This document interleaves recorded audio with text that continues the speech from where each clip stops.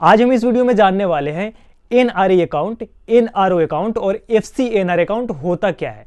देखिए, हमारी वीडियो कभी कभी लंबी हो सकती है बिकॉज मैं टॉपिक और कंटेंट के साथ कोई कंप्रोमाइज नहीं करता। तो इस वीडियो को लास्ट तक देखिएगा, सारी इंफॉर्मेशन इस वीडियो में दूंगा मैं आपको। एफसीएनआर अकाउंट होता क्या है, एनआरई अकाउंट होता क्या है और एनआरओ अकाउंट होता क्या है, इस सारी इंफॉर्मेशन दी जाएगी। तो वीडियो को स्टार्ट करते हैं। सबसे पहले हम डिस्कस करते हैं कि एनआरई अकाउंट होता क्या है। तो देखिए, एनआरई का फुल फॉर्म होता है नॉन रेसिडेंट एक्सटर्नल।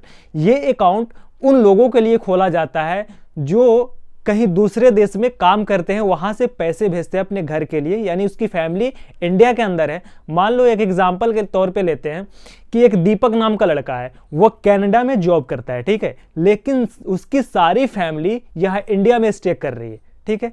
तो वो कुछ तो कुछ पैसा भेजेगा ना अपने फैमिली के भोजन पालन के लिए। तो वो कनाडा में जॉब कर रहा है, वहां पे अर्न कर रहा है किस करेंसी में? डॉलर में। इंडिया के किसी बैंक में उसका अकाउंट है, अब वो डॉलर में कमाया हुआ पैसा अपना वो उस अकाउंट में भेजा, ठीक है। तो इंडियन गवर्नमेंट और इंडियन बैंक उसको रुपीज में कन्वर्ट कर देती है, ठीक है। तो उसी को जिस अकाउंट में वो पैसा आता है, वैसे बंदे के लिए एनआरई अकाउंट खोला जाता है। अब इसके फीचर्स के बारे में हम जान लेते हैं। इसमें आप सेविंग अकाउंट भी खोल सकते हैं, करेंट अकाउंट भी खोल सकते हैं, एफडी भी खोल सकते हैं और आरडी भी खोल सकते हैं। सबसे खास बात इसकी ये होती है कि गवर्नमेंट इस पे कोई टैक्स नहीं लगाता। अब टैक्स क्यों नहीं लगाता भाई? तो टैक्स इसलिए नहीं लगाता क्योंकि उधर से जो पैसा आ रहा है, उस कंट्री से जो पैसा आ रहा है, उसकी करेंसी क्या है? डॉलर में है। इंडिया के अंदर जो आ रहा है, तो गवर्नमेंट चाहती है कि ज़्यादा से ज़्यादा पैसा हमारे डॉलर में जो पैसा है वो ज़्यादा से ज़्यादा हमारे इंडिया में आए, ताकि इससे गवर्नमेंट की फॉरेक्स बढ़ती है। अब जाहिर सी बात है, गवर्नमेंट अगर दीपक के अकाउंट पे अगर टैक्स लगाना शुरू कर दे तो क्या दीपक पैसा भेजेगा? बिल्कुल नहीं भेजेगा। वो कोई दूसरा रिसोर्सेज ढूंढेगा अपने घर तक पैसे पहुंचाने का, ठीक है। तो इसका ये बेनिफिट होता है कि इस पर टैक्स नहीं लगते हैं। अब बात करते हैं कि एनआरओ अकाउंट होता क्या है। एनआरओ का फुल फॉर्म होता है नॉन रेसिडेंट ऑर्डिनरी।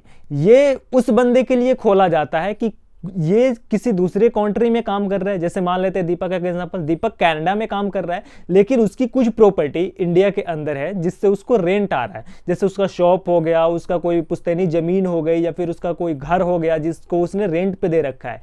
तो वो तो कनाडा में रह रहा है, लेकिन यहां से इसकी अर्निंग हो रही है। इस पैसे को अपने अकाउंट में स्टोर करने के लिए जो अकाउंट खोली जाती है वो होता है एनआरओ अकाउंट, ठीक है। आप समझ गए होंगे। अब इसके फीचर्स के बारे में बात कर लेते हैं। देखिए, इस पे टैक्स गवर्नमेंट लगाती है। क्यों? क्योंकि देखो भाई, एक तो काम कर रहे हो तुम दूसरे देश में, ठीक है, और एक यहाँ की प्रॉपर्टी से तुम कमा रहे हो, तो हमारे पैसे किसी और कंट्री में ले जा रहे हो।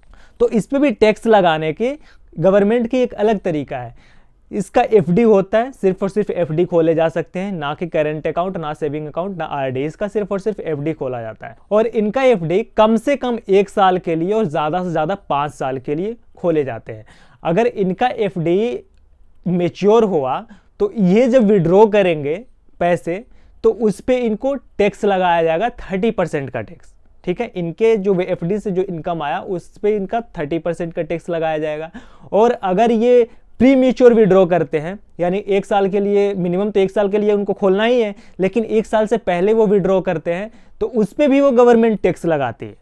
तो इसका ये फीचर्स है, ठीक है। अब एफसीएनआर अकाउंट के बारे में हम डिस्कस कर लेते हैं। एफसीएनआर का फुल फॉर्म होता है फॉरेन करेंसी नॉन रेसिडेंट। देखिए, इस केस में होता क्या है कि कोई बाहर का बंदा है, कोई अपने देश का बंदा बाहर में काम कर रहा है। जैसे दीपक को ले लो, दीपक कनाडा में काम कर रहा है, ठीक है, लेकिन वो वहां से पैसे डॉलर में भेज रहा है, और वो ये चाह रहा है कि हमारा जो इंडियन बैंक में जो पैसे स्टोर हो वो डॉलर में ही हो, ठीक। तो इस केस में इंडियन बैंक जो भी है, इंडिया की जो भी बैंक है, वो एफसीएनआर अकाउंट खोलती है, ठीक है। उम्मीद करता हूं आप लोगों को समझ में आया होगा। वीडियो से अगर कुछ थोड़ा सा भी नॉलेज अगर बढ़ा होगा आपको, तो इस तरीका के वीडियो के लिए मैं बहुत मेहनत करता हूं, बहुत मुशक्कत करने के बाद, बहुत एनालिसिस करने के बाद ऐसी वीडियो बनाई जाती है और ऐसी इन्फॉर्मेशन आप तक पहुंचाई जाती है।